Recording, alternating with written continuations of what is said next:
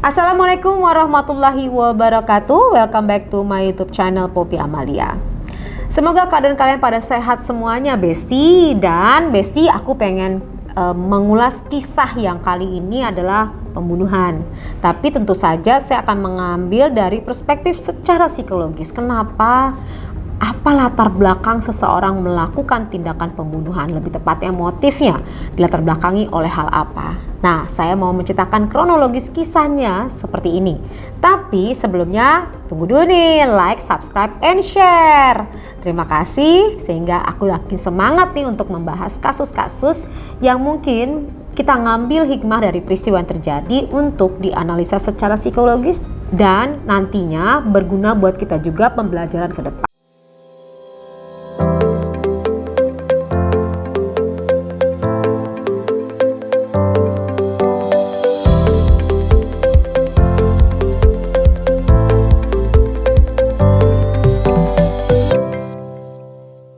Kronologisnya dimulai dari seorang perempuan bernama Dini Nurdiani yang hilang pada saat ia pamitan kepada keluarganya untuk berbuka puasa. Tepatnya di bulan Ramadan nih.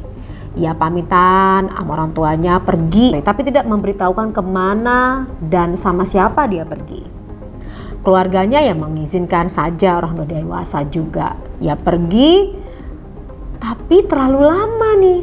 Pada saat ditunggu sampai besok harinya tidak juga pulang.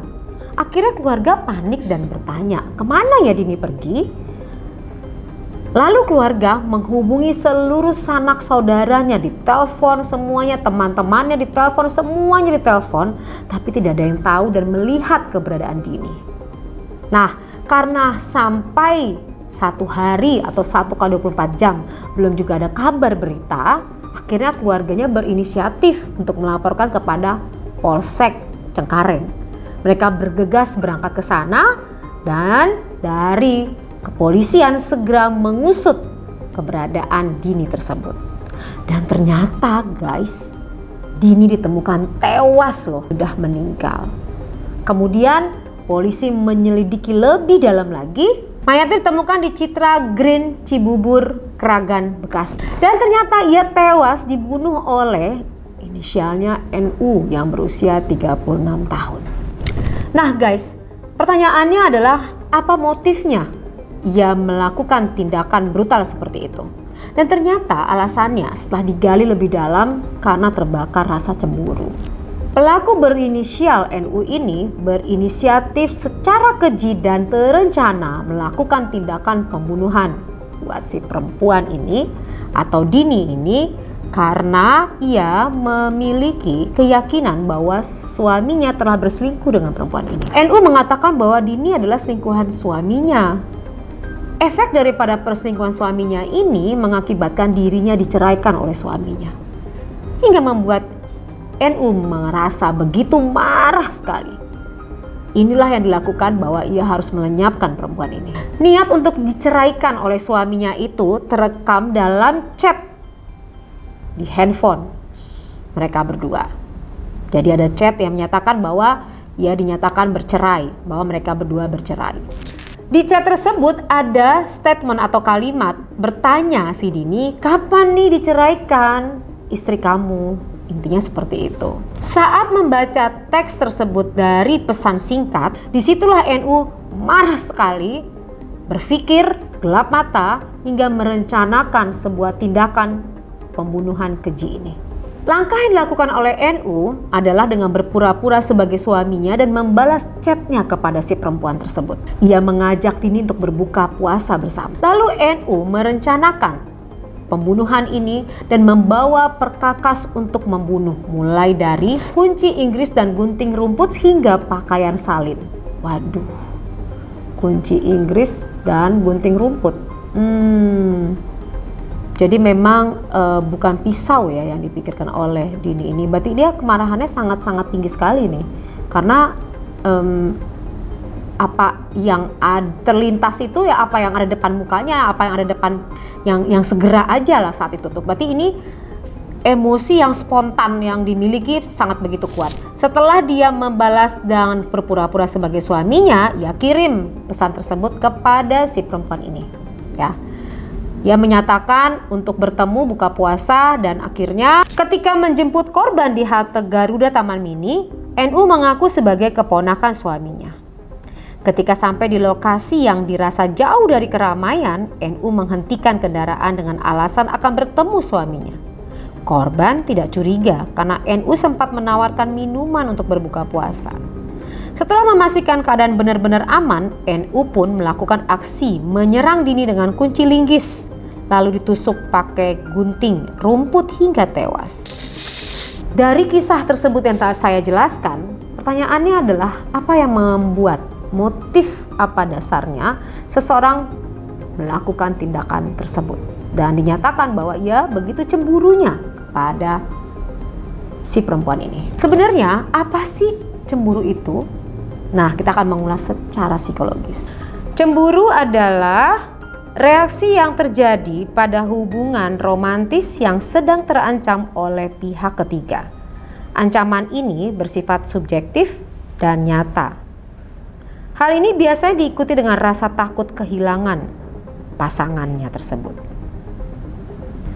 Cemburu timbul karena ingin memiliki sendiri pasangan, dan perasaan terancam karena kehadiran orang lain dalam hubungannya.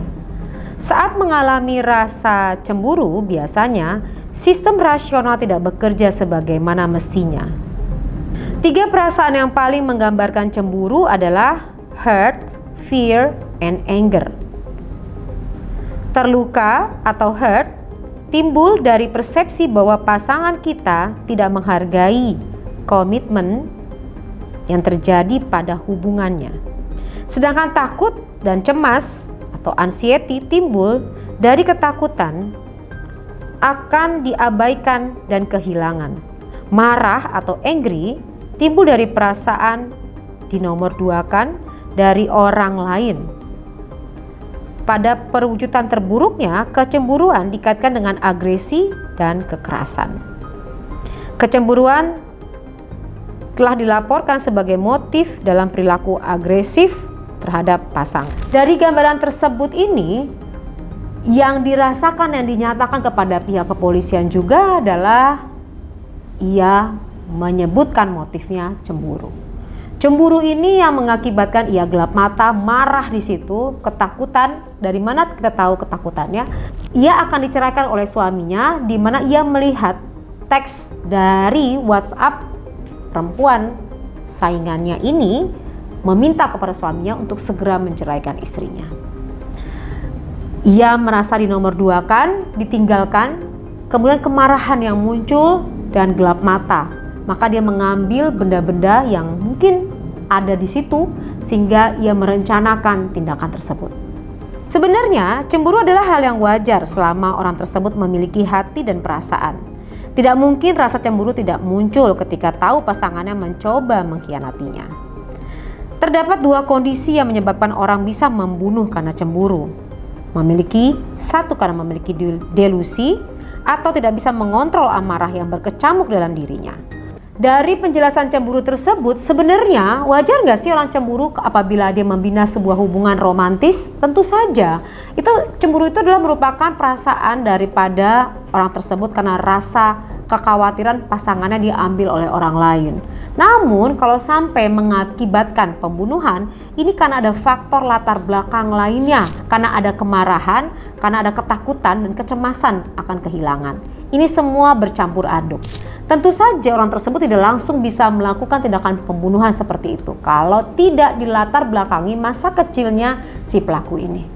Kita perlu menggali lebih dalam seperti apa saat masa kecilnya, sebagaimana kemarahan-kemarahan yang dirasakan sejak kecil yang mungkin disimpan hingga meledak.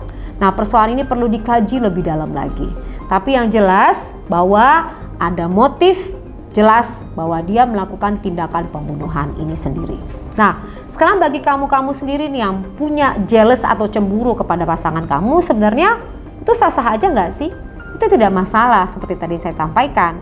Hanya perlu dikontrol untuk emosi kamu dan perasaan kamu agar takarannya tuh masih takaran yang wajar. Kalau kita kaitkan dengan pembunuhan ini sendiri, sebenarnya orang melakukan tindakan pembunuhan karena rasa cemburu itu dilandasi oleh dua aspek.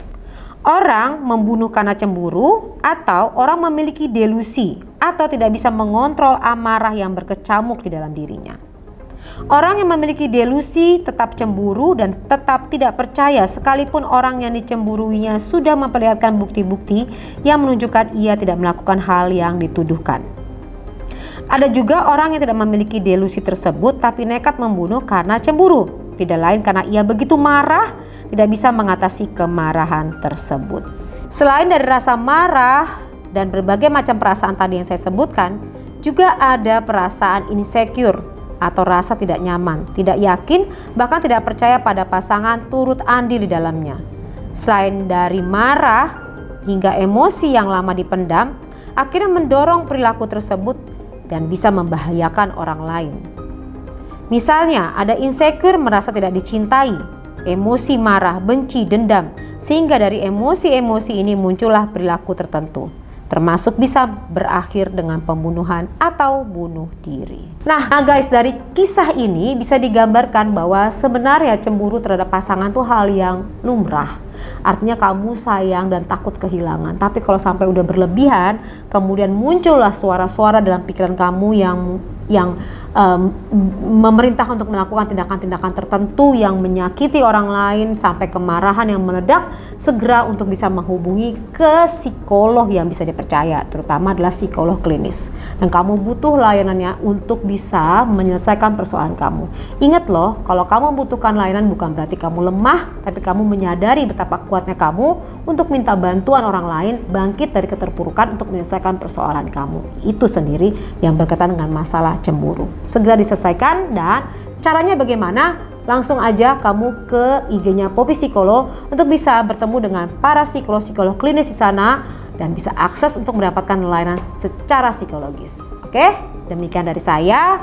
Silahkan kasih komen dan pengalaman kamu mungkin berkaitan sama cemburu dan solusinya untuk bisa didapatkan segera. Dan juga jangan lupa untuk follow Instagram Poppy Amalia, karena di sana sering banget saya memberikan quotes dan juga sharing yang berkaitan sama psikologi.